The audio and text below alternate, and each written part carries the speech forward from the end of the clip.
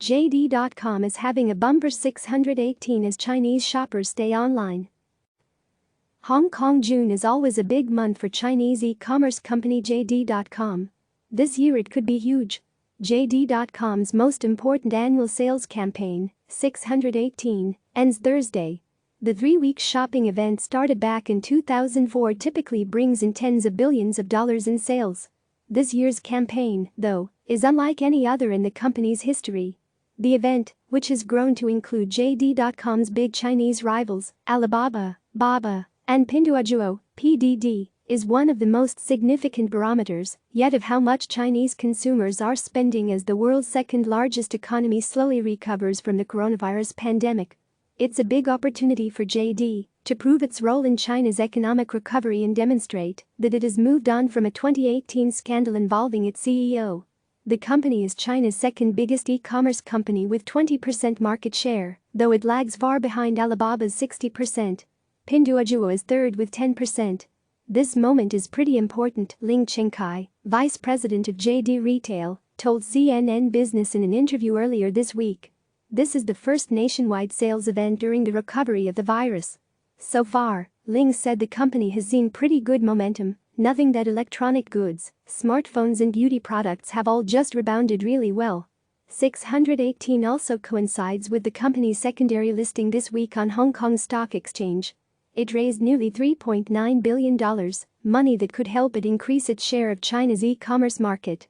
JD.com shares in Hong Kong jumped 3.5% in their debut on Thursday. The biggest winner of the lockdown at the height of the coronavirus outbreak in China, large parts of the country were on lockdown, driving a lot of people to turn to online platforms for groceries and daily goods. JD was best placed to meet the surge in demand because, unlike Alibaba and Pinduoduo, it has its own logistics and delivery services. JD's approach is more costly, but it is also more reliable, and its control over the entire network has paid off handsomely during the pandemic. Without a doubt, JD is the biggest winner of the pandemic, said Bernstein analyst David Dye. JD and its logistics network were running at near full capacity, even in the worst days of the pandemic, while other e-commerce platforms couldn't fulfill orders, Dye added.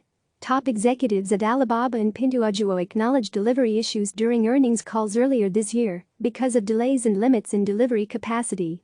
Meanwhile, JD's chief financial officer Sidney Huang said last month that the company was able to provide undisrupted and timely services to users throughout the COVID-19 outbreak. As a result, JD has won users, they have won orders, and the tailwind is helping them, not only during the pandemic, but also after the pandemic, Dye said. Ling called the pandemic a double-edged sword. COVID-19 helped the company grow sales in medical supplies, fresh produce and daily necessities, the JD executive said, but demand in other categories was severely impacted, such as home appliances and other big-ticket items. Because the rest of the world is still fighting COVID-19, domestic consumption will be key to China's economic recovery. And early numbers for June indicate that Chinese shoppers are eager to spend. 618 sales up nearly 20%. Demand for fresh groceries surged, with sales more than tripling over last year. On Thursday afternoon, with a few hours left in the 618 event, JD said sales had topped 239 billion yuan, $33.8 billion, up nearly 19% over last year. At least one of JD's rivals is also seeing positive trends. An Alibaba spokesman said on Monday that categories such as pet snacks, beauty tools and health check devices were showing high triple-digit growth this year so far. Pinduoduo did not respond to requests for comment. The Chinese government has also latched on to 618 in an effort to spur domestic consumption. Beijing offered government-sponsored coupons to JD users who could use them to get discounts on items like home appliances or furniture. City mayors used live streaming to sell local fruits and vegetables. Coming out of COVID-19, Chinese consumers are spending more time shopping online and expanding the kinds of goods they buy, said Xiaofeng Wang, an analyst with market research firm Forrester. More older Chinese shoppers are also trying out e-commerce, she said. Previously they didn't shop online, and now they have to, Wang said. Older Chinese are now buying groceries online, and they'll likely expand their online shopping habits to other categories, such as clothing and footwear. A Forrester survey conducted in April found that 74% of respondents over the age of 65 in China said they would shop much more online in the future. JD's Hong Kong listing comes as tensions between the United States and China are ramping up.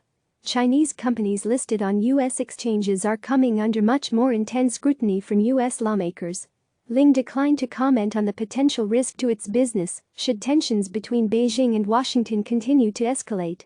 "We do hope that there could be a very open and equal environment, global environment, for us to work with other partners, no matter if they are domestic or overseas," Ling, the VP for JD Retail, said. The Hong Kong listing is about more than just protecting JD from tensions in the United States, where it trades on the Nasdaq exchange. JD said it will use the fresh money it raises to invest in supply chain technology and improve operating efficiency. Founder still plays an important role. JD was founded by billionaire Richard Liu in 1998, and he remains the company's CEO. But since his 2018 arrest in the United States on suspicion of sexual misconduct, Liu has handed control of operations to JD Retail CEO Zhu Lei. Minnesota prosecutors decided not to file charges against Liu, who has apologized for his interactions with a woman and said in December 2018 that he did not break the law. Liu may have taken a lower profile in the last couple of years, but Ling said he's still very present at the company. "Honestly speaking, Richard is still playing a very important role in the company, and he's also involved in all the strategy and development," he said. Click subscribe to receive the latest news.